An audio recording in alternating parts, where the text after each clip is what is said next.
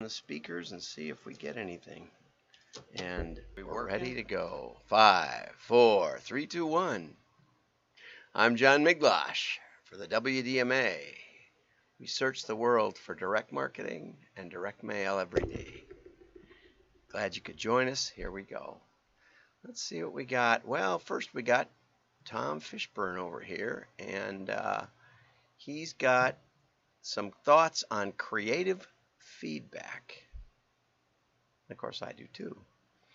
First, how to give creative feedback. Make the logo bigger. You know, it sounds simple, but I should have brought up the test panel we did. But I was working for Deluxe Check, and they had a business forms catalog, and it said Deluxe Business Forms, but it was all in sans serif block letters. And I said, you know, why don't you say Deluxe? It's a double entendre in a certain sense, because they were deluxe forms. They were well made, but also people connect with Deluxe. You know, they printed my checks. They did it right. I've been using them for years. They probably can do business forms, and so I think that got us about a 20% lift. Just that one thing, really. I mean, we did a couple other things to the cover, but generally, the logo was it because they had a good brand. Okay, make it more customer-centric and agile. Use the latest lingo. Yeah, and the latest lingo usually means almost nothing. So I think he's being a little tongue-in-cheek here. Let's see. Add more of whatever our purpose is, which is elevate the brand. You know, there's happy Monday to you too, Style Consultant. So elevate the brand and whatever. And I saw an article. I tagged it for maybe for later in the week. It said, "Have we gone too far with brand purpose?" You know, because it's a two-edged sword. You know, somebody wins and somebody loses in most cases. You say, what could be the harm in feeding the world? Well, you know, in Haiti, they put the rice farmers out of business by dumping boatloads of free rice on the country. It's not sustainable. Anyway, isn't the font a little too serify? Get in the details. Yeah, well, fonts can matter. You know, I did creative work for the Billy Graham Association, their annuity division, and if the font went below 8-point type, the response went to 0. It wasn't like this slope where, you know, you could be at 12, 10, 8. Well, if it was 8, it would just go to nothing because some of us have glasses and we have to see stuff. We need to tack on a few dozen other benefits. Yes, and, okay? And, you know, yeah, sometimes you can say too much. Our priorities have changed and need to pivot, which means start all over. Okay, much of the messy advertising you see on television is the product of committees.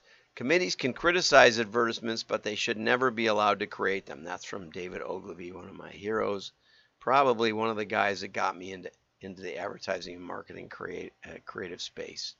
Okay, inherent dynamic of committees to sand the edges, that's the path of least resistance, yet it's also the approach most likely to result in messy, forgettable work. That's the real thing, is that David actually expands on that quite a bit in his book, Confessions of an Ad Man, which may, I think, be available on scientificadvertising.com. He's got a lot of classics over there, so you might want to check that out.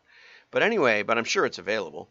Anyway, David Ogilvy says that he, you know, got approached by, I don't remember, the Aluminum Manufacturers Association or something, and he said, how many people are going to review this ad? And it was like a dozen. And what's your budget? And it was not much. And he said, you know, I don't take work from committees. They you know, basically masticate. That means chew it up, and chew it up over and over and over and completely rethink it. And then they don't have enough budget to really make it work anyway. You really need to concentrate on your key features, not this yes and bit. Okay, so how do we review creative and respond to creative feedback as a valuable part of the creative process? Or it's how we review creative and respond to creative feedback is as valuable a part of the creative process as the creative itself. Yet the creative review is often overlooked and frequently misunderstood. The type is very, very small here on my printout of it. Maybe I can make it bigger this way without wrecking it. I'm not doing much better. Well, I can see it a little better. Okay. So the most talented creatives in the world will create mediocre work if the creative review process is managed in a mediocre way. And the most telling part of this, of Tom's comments, was from, oh, he doesn't say who. An ad agency exec once told me she assigned creative teams based on how good the clients were at creative review. Think about that. If you work in a big agency, or I mean, if you work with a big agency. She said A clients get A creative teams. B clients get B creative teams. You don't want to waste the talents of A teams on B clients. In other words, we're not going to give you the really strong players if you're going to nickel and dime them to death, and or criticize them to death. I had a boss once, and he would say, well, sometimes you spelled gray, G-R-A-Y, and sometimes you spelled gray, G-R-E-Y, because we would lift copy from the manufacturer's brochures and stuff. And, they did it both ways. And, make them all G-R-A-Y. And then 2 weeks later, he'd be looking at the proofs and say, well, make them all G-R-E-Y. And, I think I wrote an article once about how would it do if we just left it? If we wouldn't have had to go through all of that work. So I think it's part of the job of the client to improve how they give creative feedback to make their creative stronger. Yeah, I think most of the time they do more harm than good. I think it's also part of the job of the creative team to push back when that doesn't happen.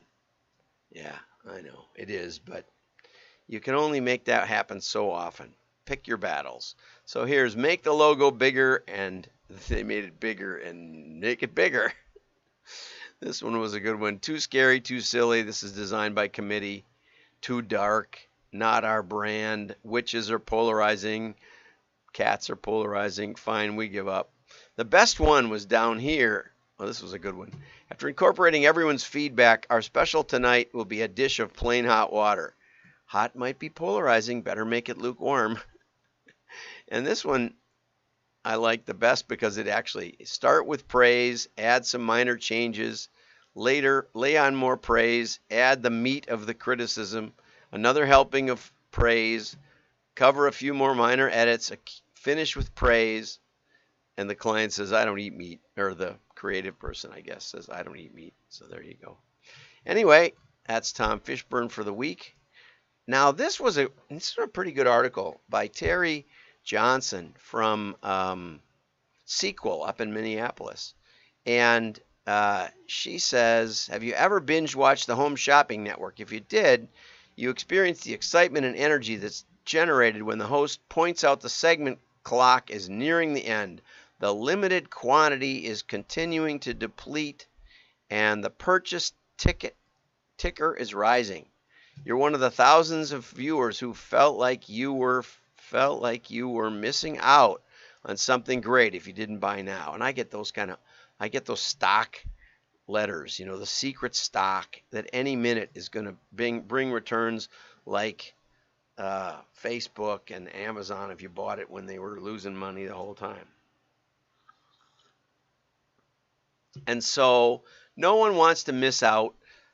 Statistics say that people are much more alarmed by the fear of loss than they are by acquiring something new. Okay, just another new thing doesn't necessarily get their move to action to happen. So fear of missing out inspires 60% of people to make purchases, according to the TrustPulse report. Now, I did include the TrustPulse report and marked it all up. And this is from Coral Ouellet, I think it is. Anyway, French is always a challenge for me. But very, very many statistics, fascinating statistics. She claims that she claims that social media is the main driving force. Now, this was written a few years ago, but it's still fun to read. 3 in 4 millennials prefer to spend money on experiences over stuff, unless they need this stuff, and then they will buy the stuff. But they'd rather spend it on experiences.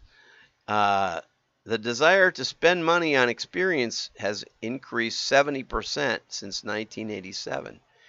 And 55% they say they've spent more money on live experiences than events. There's another one that basically says, I'll spend money I don't have to impress my friends. I think that's down in here. 40% say they spent money on something once per year to post on social media. Oh, we can do this because it'll. And so Coral says that a lot of the fear of missing out is driven by social media. And she says that websites can also be designed with that in mind. But anyway, it's worth a read. She says Facebook is the place that provokes 72% of the fear of missing out online. And in that sense, it's fear. It's sort of envy of what other people are doing, right? But she says, be careful. Down at the bottom, she says, be careful because you can inspire negative emotions if you get too strong on this. 30% feel jealousy, 39% feel envy, which are pretty related. So that means 70% almost feel something like that. 20% feel sad or disappointed. It isn't mutually exclusive, I don't think. Otherwise, we'd be up around 90%. But she says be a little careful. But anyway, that article is cited over here by Terry, and says there are 4 out of 5 Americans say finding a great offer or discount is on their minds throughout the entire purchase journey. Are they getting the best deal? Is there a deadline to speed up conversion, right? Limited time offer this month only, right? While stocks last will also intensify fear of missing out, right? So it's also associated with the need to belong. And I've oftentimes, especially back in the beginning of websites, we used to encourage our clients to create, VIP customers and give them a number that they can put in when they log into the website, so we can see. This was before cookies and a lot of tracking, but it allowed us to see how often they were logging in, and we would give them things like evaluation products. That's a powerful thing if you're a distributor and you get sample products from manufacturers. Even if it's just a few, you can hand them out to the VIP customers and say, what do you think of this?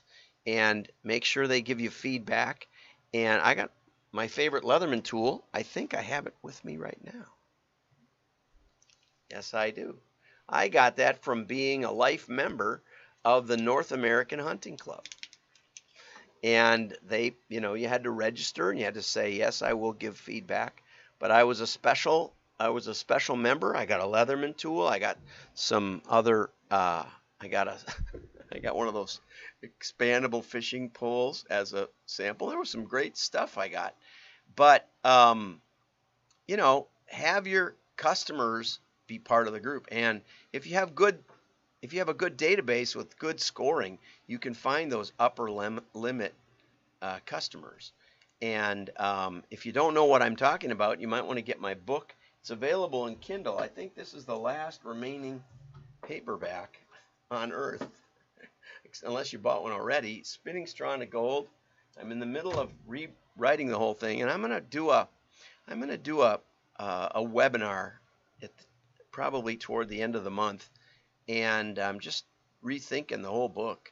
And part of it is about the hidden assets that I found in most businesses that can dramatically affect their valuation. In other words, make a lot of money if you want to sell, or if you want to go get more funding, more investors. All those things are good. Anyway, so this community aspect is a powerful thing that people will respond to. They want to be your good customers. They want to help you. In many cases, especially if you have a brand purpose. Okay, 95% of people say reviews, either positive or negative, influence their purchase decision. Okay, I'm not sure that's exactly the fear of missing out. Most of it is limited time offer, that kind of thing, incentives and rewards. But it is a powerful incentive, right?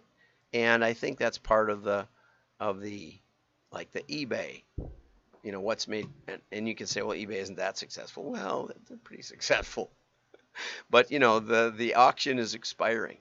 Okay, so anyway, I would especially also recommend the statistics around this this Coral's article. Very, very powerful. Have a great day. Like and share. Your friends will know you're smart. Share. Share. That's the one you want. Share. Likes are nobody cares about likes. Share it with your network.